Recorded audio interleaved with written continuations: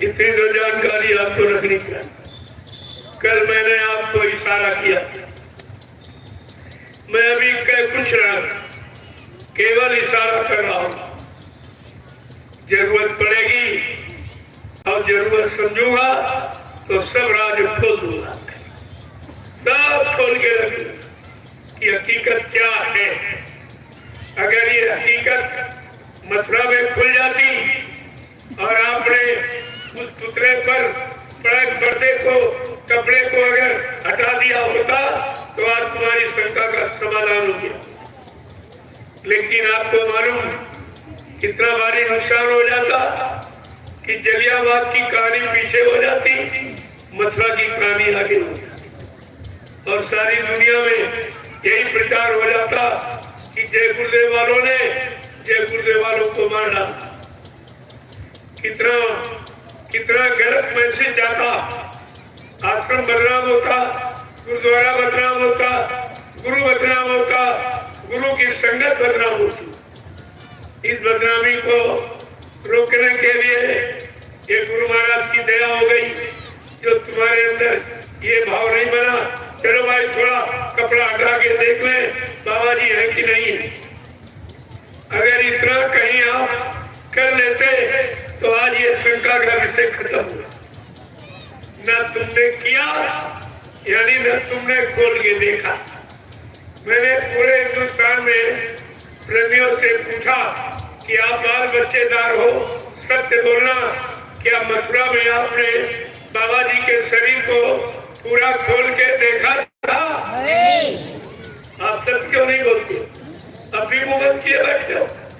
एक तो आपने पहले गलती की और अभी गलती कर रहे हो। मैं आपसे पूछता हूँ कि आप बाल बच्चेदार हो, सत्य बोलना, क्या मथुरा में हिंदुस्तान के किसी प्रेमी ने बाबा जी के शरीर को पूरा खोल के देखा था? या पूरा शरीर खोल के किसी को दिखाया गया? तो आपने विश्वास कैसे कर लिया? अगर कोई कह दे तुम्हारा पिता खत्म हो गया और लाश न दिखाई जाए, क्या बिना देखे आप विश्वास करोगे? बिना देखे 13वीं मनाओगे, बाल मुड़वाओगे? तो आपने ये क्या किया आपने? अरे 13वीं करना, बाल मुड़वाना, ये सांसारिक रीत रिवाज। क्या बाबा जी सांसारिक थे? आध्यात्मिक नहीं थे? सदगुरु नहीं थे? सच्चे मालिक नहीं थे? आपने ये भी सिद्ध कर दिया ये सांसारिक थी और सांसारिक रीत रिवाज में आपने सदगुरु दयाल को तोल दिया। क्योंकि संसार में संसारी अपने मान सम्मान के लिए 13वीं करता खिलाता है कि मैंने खाया है, नहीं खिलाओगे तो लोग कहेंगे इसने खिलाया। लेकिन मैं आपसे ये पूछता हूँ कि हिंदुस्तान में इतने संत आश्रम, कहीं जाके आप पता लगा लो किसी महात्मा के शरीर छोड़ने पर उसको जलाया गया या समाधि दी गई। जाके आप पता लगाइए। पूछना चाहिए था कि संत महात्मा के शरीर छोड़ने पर उनको जलाया जाता है या समाधि दी जाती। संत महात्मा जब शरीर छोड़ते हैं, मरते नहीं है, अपनी इच्छा से आते जाते। उनका जीना और मरना अपनी इच्छा था उनका। वो सांसारिक इंसानों के शरीर की तरह उनका जीवन नहीं होता। और बाबा जी ने आपसे कितनी बार कहा मेरा आध्यात्मिक शरीर है, बच्चा सुई इंजेक्शन मत लगवाना। ये कितनी बार कहा, लेकिन ये कोई नहीं माने। कितनी दवा, कितना इंजेक्शन, कितना स्लो पॉइजन भयानक भोजन में देते रहे, किसी तरह से कमजोर हो जाए और जल्दी खत्म हो जाए ताकि मथुरा का राजपाट हमको दे जाए। ये गुरु के भक्त हैं। गुरु भक्त किसी को कहते हैं जिसके अंदर गुरु के प्रति कोई श्रद्धा, कोई सेवा भाव, कोई प्रेम, कोई मर्यादा नहीं है। क्या वो कभी अपने आप को गुरु भक्त कहला सकेंगे? अरे कुछ तो विचार करो। परमात्मा ने आपको मनुष्य मंदिर दिया है और समझने के लिए, पहचानने के लिए एक यंत्र बुद्धि का आपको दिया कि अच्छे बुरे, पाप शुभ अशुभ, सत्य असत्य की जानकारी करना। उसके लिए ये पहचान यंत्र मिला, आपने उसका भी प्रयोग नहीं किया। मैंने लोगों से पूछा और आपसे आज भी पूछ रहे हैं। कल भी मैंने आपसे पूछा था कि आप लोगों ने नामदान गुरु महाराज से लिया है या किसी चेले से लिया है? जोर से बोलिए। अरे सच्ची अच्छी बात को क्यों छुपाते हो? ये आकाश पिता और नीचे धरती माँ ये बराबर सुन रही है। आपने नामदान गुरु महाराज से लिया या किसी चेले से लिया है? आपका हाथ गुरु महाराज ने पकड़ा या किसी चेले ने पकड़ा है?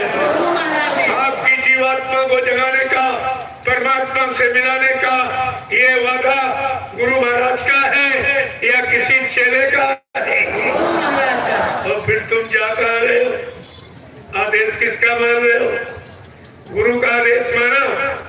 जब 10, 11, 12 जून 1983 में दिल्ली वोट क्लब पर ले गए, कहा बच्चा ये पार्लियामेंट है, इसमें हिंदुस्तान का कानून रहता, तुम इसके सामने शपथ और कसम खाकर ये फकीरी भेद टाटमोरा को पहल लो। ये संकल्पित रूप से संकल्प लेके फहराया गया।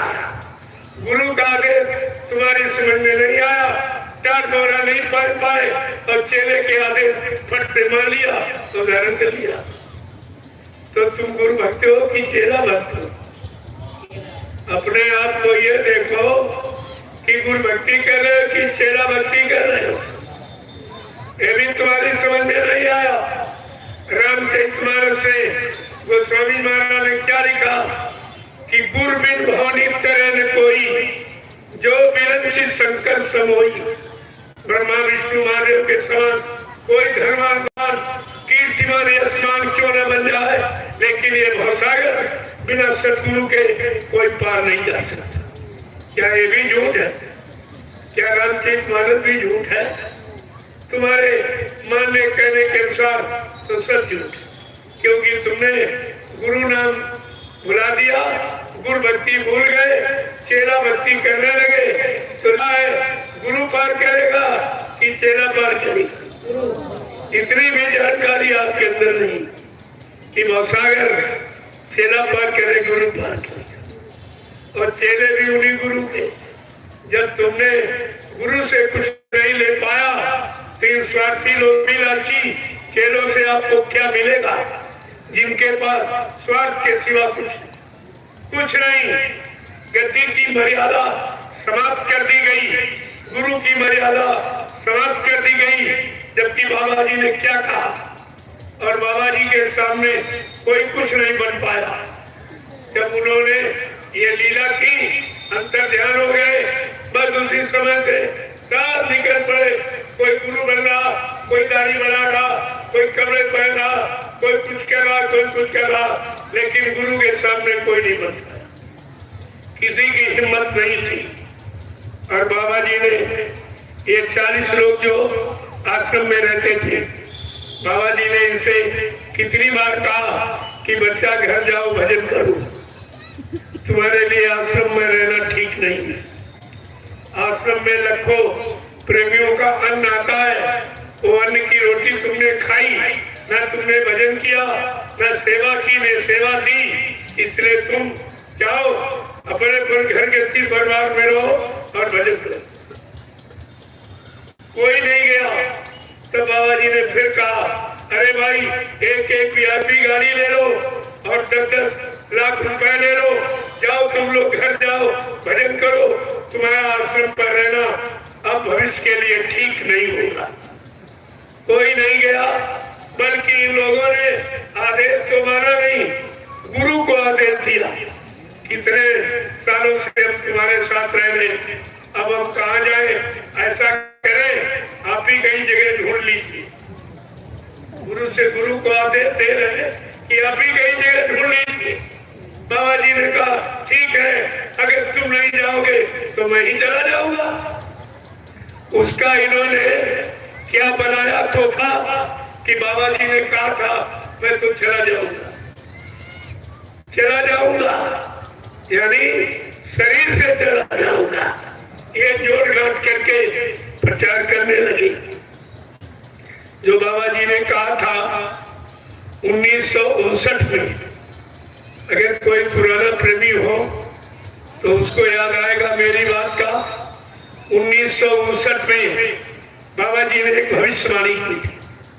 कहा था आगे ऐसी नाजुक स्थिति मैं बना के खड़ी कर दूंगा, कुछ दिनों के लिए तुम्हारे से दूर चला जाऊंगा, फिर तुम मुझे इतनी जल्दी नहीं पहचान पाओगे। मैं समय से आकर अपने समस्त कामों को पूरा करके दिखाऊंगा, लेकिन तुम मेरा इंतजार भजन करके करते रहना। किसी ने इंतजार किया है भजन करके? किसी प्रेमी ने गुरु का इंतजार किया? नहीं, क्यों भाई नहीं किया? भगवान राम ने 14 वर्ष इंतजार किया, सबरी ने 18 वर्ष इंतजार किया। अब तुमने अपने मालिक का एक मिनट भी इंतजार नहीं किया। कोई इधर भग गया, कोई उधर भग गया, कोई उधर भग गया। जबकि बाबा जी ने आपसे क्या कहा था? पड़े रहो दरबार में, धक्का धनी के खाओ, कबहू दीन दयाल के भरक पड़ेगी काम। तुम दरबार में पड़े रहना, खड़े रहना, अड़े रहना, कभी न कभी मालिक की तुम्हारे पर दया हो जाएगी। तुमने आदेश माना है, दरबार में न कोई पड़ा रहा न खड़ा रहा, बल्कि सब के सब भग खड़े। कोई इधर भग गया, कोई उधर भग गया, कोई उधर। और अब भी भाग दौड़ बची हुई है, अब भी भाग दौड़ बची। अभी तक आपने सही निर्णय नहीं लिया कि हमें कहाँ रुकना है, कहाँ टिकना है, कहाँ हमें कुछ मिलेगा, कहाँ से हमारा कुछ आएगा। ये भी आपने निर्णय अभी तक नहीं लिया, तो फिर से निर्णय लोगे क्या? कितना जीवन निकल गया, कुछ नहीं मिला। मथुरा में जाते जाते सत्संग सुनते सुनते तुम्हारा कितना समय निकल गया, और बाबा जी का सुनाते सुनाते समय निकल गया। न तुमने सुना और न गुना न धुना, न कुछ लिया और न कोई काम बना पाए। आपने अपना कितना भारी नुकसान किया। ये तुम्हारी समझ में नहीं आया कि हम ये कर क्या रहे। हम गुरु भक्ति कर रहे हैं कि मन भक्ति कर रहे हैं? मन की भक्ति करते करते कितने युग निकल गए, अभी तक पड़े हो काल माया के देश में। और अभी आपने गुरु की भक्ति छोड़कर, नाम की भक्ति छोड़कर तुम मन की भक्ति में चले गए। यहाँ से गुरु ने सत्संग सुना सुना कर आपको निकाल के खड़ा किया था, और तुम फिर वही चले, फिर उसी रोग लालच में यानी फंसने जाके। तो बात को सुनना चाहिए, समझना चाहिए। इसलिए कुछ सत्संग बच्चों को सुनेंगे तो आपकी समझ में आ जाएगा। जय गुरुदेव, जय गुरुदेव, जय गुरुदेव, जय गुरुदेव। नाम किसका? जय गुरुदेव। नाम किसका? जय गुरुदेव। नाम किसका?